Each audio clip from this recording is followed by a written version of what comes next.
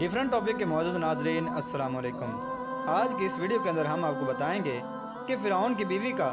نام و نسب کیا تھا اور اس کا نکاح فرعون سے کس طرح سے ہوا، اور فرعون کی بیوی کس طرح سے حضرت موسیٰ علیہ السلام پر ایمان لائی تھیں، اور فرعون کو اپنی بیوی کے ایمان لانے کی خبر کس طرح سے ہوئی، اور پھر فرعون نے اپنی بیوی کو ایمان سے پھیرنے کے لیے کیا کیا سزائیں دی، اور پھر فرعون کی بیوی کی کس طرح سے شہادت ہوئی اور ان کی قبر کہاں پر ہے، اور فرعون کی بیوی کا اللہ تبارک و تعالیٰ کی بارگاہ کے اندر کیا مقام و مرتبہ ہے۔ معزز خواتین و حضرات، ان تمام تر سوالات کے جوابات جاننے کے لیے آپ سے ہماری گزارش ہے کہ آپ ہماری اس ویڈیو کا اینڈ تک ملاحظہ فرمائیے۔ معزز ناظرین، ویڈیو کو شروع کرنے سے پہلے ہم اپنے نئے آنے والے مہمانوں سے یہ درخواست ضرور کریں گے کہ آپ ہمارے چینل محمد ذیشان کو سبسکرائب کریں تاکہ اس طرح کی نئی معلوماتی ویڈیوز آپ کو بآسانی ملتی رہیں۔ مشہور قول کے مطابق فرعون کی بیوی بادشاہ مصر ریان بن ولید کی اولاد میں سے تھیں۔ ان کا نام و نسب اس طرح بیان کیا جاتا ہے: آسیہ بنت مزاحم بن عبید بن ریان بن ولید۔ یہ ریان بن ولید وہی شخص ہے جو حضرت سیدنا یوسف علیہ السلام کے زمانے میں بادشاہ مصر تھے اور حضرت یوسف علیہ السلام پر ایمان لے آئے تھے۔ آسیہ چونکہ بنی اسرائیل میں سب سے زیادہ حسین و جمیل اور اپنے خصائل کے اعتبار سے بہت زیادہ شہرت کی حامل تھیں، فرعون نے بنی اسرائیل کو ناپسند جاننے کے باوجود ان سے نکاح جبرن کر لیا تھا اور اس نے اپنی بادشاہ سے اس بات کا فائدہ اٹھایا تھا، جبکہ آسیہ اور ان کے والد دونوں ہی اس نکاح کو سخت ناپسند کرتے تھے، لیکن انہوں نے حالات سے مجبور ہو کر فرعون سے نکاح کیا تھا۔ حضرت موسیٰ علیہ السلام اور فرعون کا باہم مقابلہ ہوا اور فرعون نے جادوگروں کو بلایا اور حضرت موسیٰ علیہ السلام نے ان پر اعلاء کلمت الحق فرمایا، اور جادوگروں پر جب یہ ظاہر ہو گیا کہ ہم باطل پر ہیں اور حضرت موسیٰ علیہ السلام اور حضرت ہارون علیہ السلام اللہ تبارک و تعالیٰ کے دیے ہوئے دین اور حق پر ہیں، تو تمام کے تمام جادوگر سجدے میں گر گئے اور با آواز بلند انہوں نے یہ اعلان کیا کہ ہم ایمان لائے حضرت موسیٰ اور حضرت ہارون علیہ السلام کے رب پر۔ جب اس تمام معاملے کی تفصیل فرعون کی بیوی اور مصر کی ملکہ کو معلوم ہوئی تو اس وقت اس کے دل میں فوراً نور حق کا ایمان چمک اٹھا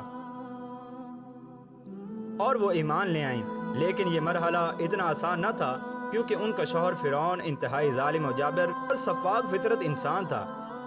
جادوگروں کی شکست فاش اور حضرت موسیٰ علیہ السلام کی فتح مبین جو ان کی حقانیت کی کھلی نشانیاں تھیں، اسے دیکھ کر بھی یہ بدبخت ایمان نہ لایا تھا اور اپنے کفر پر مصر تھا، لہذا جب اسے اپنے بیوی کے ایمان لانے کی خبر ہوتی تو اس کے بھڑکنے کا انتہائی قوی اندیشہ تھا، یہ ان پر ظلم و ستم کی تمام حدیں پار کر سکتا تھا، لیکن ان تمام تر خدشات کے باوجود اس نیک دل اور عظیم خاتون نے کسی خطرے و اندیشے کو خاطر میں نہ لاتے ہوئے ایمان قبول کر لیا اور فی الحال اپنے ایمان کو کسی پر ظاہر نہیں کیا۔ کچھ عرصہ اسی طرح گزرا، پھر ایک ایسا واقعہ ہوا جس سے ان کے دل میں فرعون کے خلاف نفرت کی آگ اور زیادہ بھڑک اٹھی اور نادار مومنوں پر فرعون کے مظالم ان کے لیے ناقابل برداشت ہو گئے، اور یہ واقعہ پھر ان کے ایمان کے ظہور کا سبب بنا۔ اور وہ واقعہ یہ ہے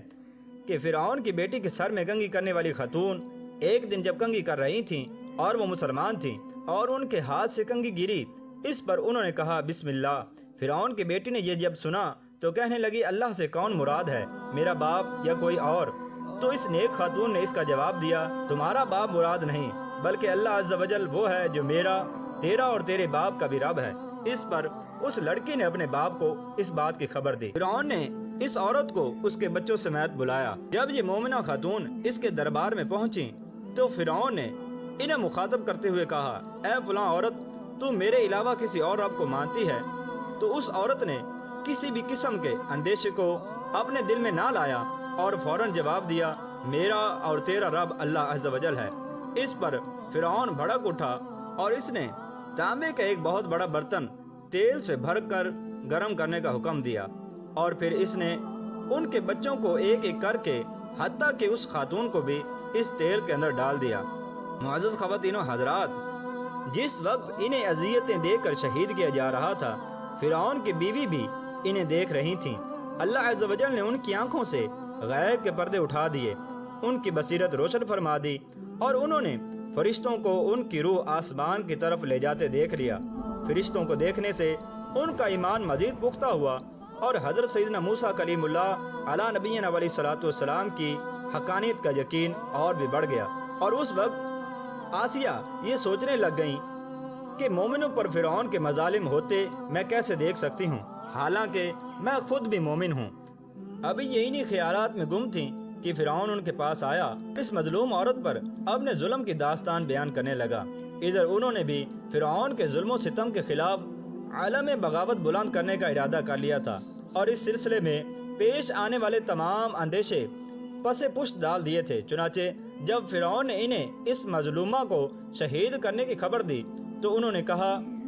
اللہ عز و جل سے تیری خرابی ہو، کس شے نے تجھے اللہ عز و جل کے مقابلے میں اتنا بے باک کر دیا ہے؟ فرعون ایک بار پھر بھڑک اٹھا اور غصے میں پیچو تاب کھاتے ہوئے کہنے لگا، شاید تجھے بھی اسی جنون نے آ لیا ہے جس میں وہ کنگھی کرنے والی عورت گرفتار تھی۔ تو اس وقت